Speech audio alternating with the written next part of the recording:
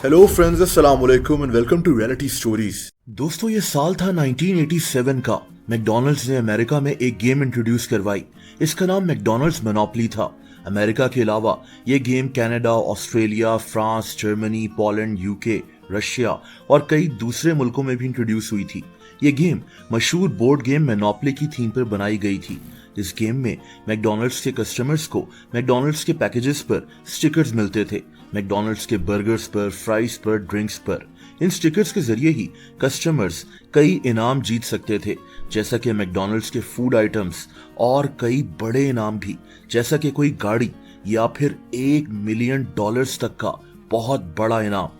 ये $1 मिलियन का इनाम जीतने के लिए कुछ खास किस्म के इनामी पीसेस को जमा करना होता था। इन पीसेस को मैकडॉनल्ड्स के मोनोपोली की तरह के बोर्ड पर लगाकर लोग $1 मिलियन तक जीत सकते थे। मैकडॉनल्ड्स की ये गेम काफी मशहूर हो गई थी, लेकिन दोस्तों फिर इस गेम में एक बहुत बड़ा स्कैंडल सामने आया। एक ऐसा फ्रॉड जिसने लोगों को हैरत में डाल दिया। इस स्कैंडल के पीछे एक आदमी था। इसका नाम जेरी जैकबसन था। इसको अंकल जेरी भी कहा जाता था। ये आदमी 12 साल तक इस गेम में एक ऐसा फ्रॉड करता रहा जिसके जरिए इसने $24 मिलियन जीत लिए, बल्कि चुरा लिए। आइए इस अजीब फ्रॉड की कहानी जानते हैं।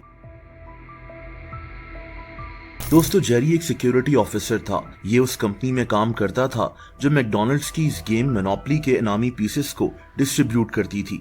इस कंपनी का नाम साइमन मार्केटिंग था। मैकडॉनल्ड्स ने इस गेम के इनामी पीसेस डिस्ट्रीब्यूट करने की जिम्मेदारी इसी कंपनी को इसलिए दी थी ताकि इस गेम में कोई फ्रॉड ना हो सके, ताकि मैकडॉनल्ड्स के अपने एम्प्लॉइज खुद ये पीसेस वगैरह चोरी ना कर लें। लेकिन मैकडॉनल्ड्स को कहां पता था कि इसी कंपनी का एक एम्प्लॉय इतना बड़ा फ्रॉड करेगा। दोस्तों, जेरी इससे पहले एक पुलिस ऑफिसर था, लेकिन कुछ अरसा पुलिस में काम करने के बाद इसने रिटायरमेंट ले ली। इसके बाद इसकी बीवी ने इसी कंपनी साइमन मार्केटिंग में नौकरी शुरू कर ली। ये यहाँ सिक्योरिटी ऑडिटर थी। इसी ने अपने शौहर जेरी को भी इस कंपनी में नौकरी दिलवाई थी।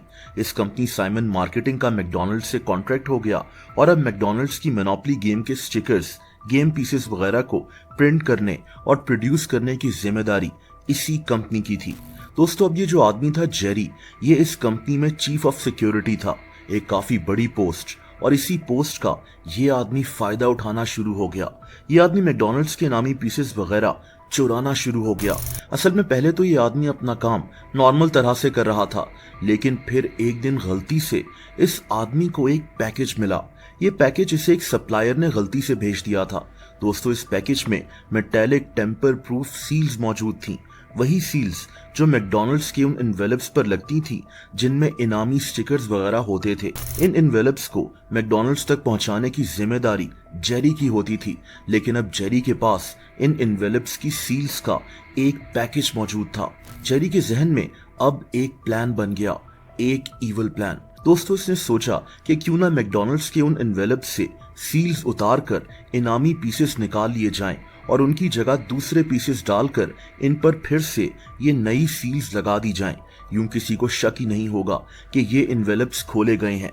दोस्तों, जेरी ने यही करना शुरू कर दिया। जब जेरी उन एनवेलप्स को डिलीवर करने जाता तो ये उनको खोलकर चेक करता और बड़े बड़े इनाम वाले पीसेस निकालकर उनकी जगह दूसरे पीसेस डालकर उनको फिर से सील कर देता। ये अक्सर एयरपोर्ट्स के बाथरूम्स में ये इनामी पीसेस चोरी करता था और फिर उन एनवेलप्स को मैकडॉनल्ड्स के पैकेजिंग प्लांट्स में डिलीवर कर दिया करता था। दोस्तों, इसके बाद जेरी उन इनामी पीसेस को दूसरे लोगों को बेच दिया करता था। जेरी खुद ये इनाम नहीं रख सकता था, जाहिर सी बात है कि ये इस तरह पकड़ा जा सकता था। दोस्तों, जेरी ने $1 मिलियन के इनामी पीसेस निकालकर लोगों को भारी कीमत में बेचना शुरू कर दिए। जैसा कि इसने एक इनामी पीस अपने एक दोस्त की बीवी को बेचा और बदले में इससे $40,000 ले लिए। जेरी इन इनामी पीसेस को अमेरिका के शहर जैक्सनविल में बेच रहा था। इसका घर भी इसी शहर में मौजूद था।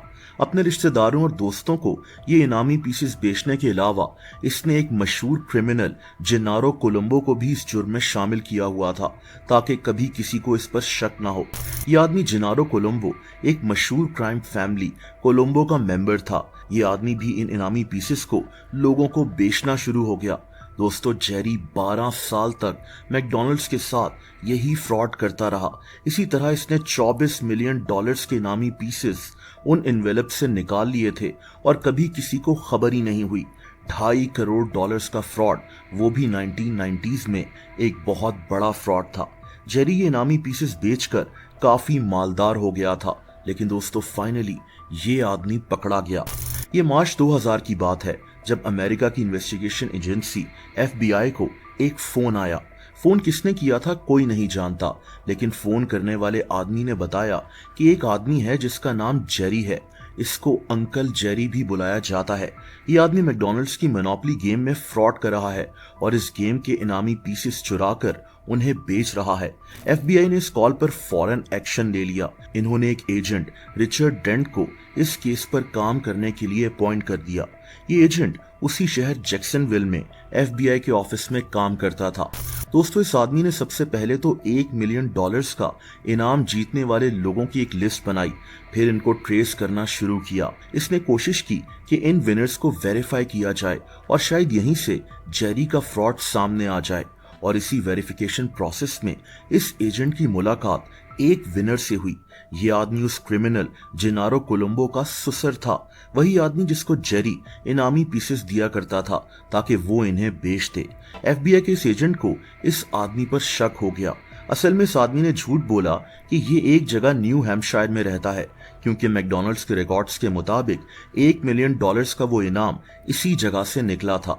हालांकि जेरी ने पहले इस इनाम को निकाल लिया था, लेकिन दोस्तों बाद में पता चला कि ये आदमी न्यू हैम्पशायर नहीं बल्कि जैक्सनविल में ही रहता है। FBI के इस एजेंट को अब यकीन हो गया था कि यहाँ कोई गड़बड़ है। इस आदमी ने एक बहुत बड़ी इन्वेस्टिगेशन लॉन्च कर दी जिसमें FBI के 25 एजेंट्स शामिल थे। 1 साल तक ये इन्वेस्टिगेशन चलती रही और 1 साल बाद 3 ऐसे लोग सामने आ गए जिन पर इसको यकीन था कि इन्होंने ये $1 मिलियन के इनाम चोरी किए हैं। दोस्तों ये वो वक्त था जब मैकडॉनल्ड्स ने इसी फ्रॉड की वजह से ये गेम बंद कर दी, लेकिन FBI ने मैकडॉनल्ड्स से रिक्वेस्ट की कि ये गेम आखिरी दफा फिर से शुरू की जाए ताकि इस केस पर मजीद काम किया जा सके। मैकडॉनल्ड्स ने FBI के साथ मिलकर इस गेम को फिर से शुरू किया और यहीं से FBI ने एक आदमी को फाइनली गिरफ्तार कर लिया। इसका नाम एंड्रयू क्लॉम था। इसने भी $1 मिलियन का इनाम खरीदा था। इसी के थ्रू FBI जेरी तक भी पहुंच गई जो इस फ्रॉड का असल मास्टरमाइंड था। दोस्तों जेरी के खिलाफ अदालत में केस शुरू हो गया।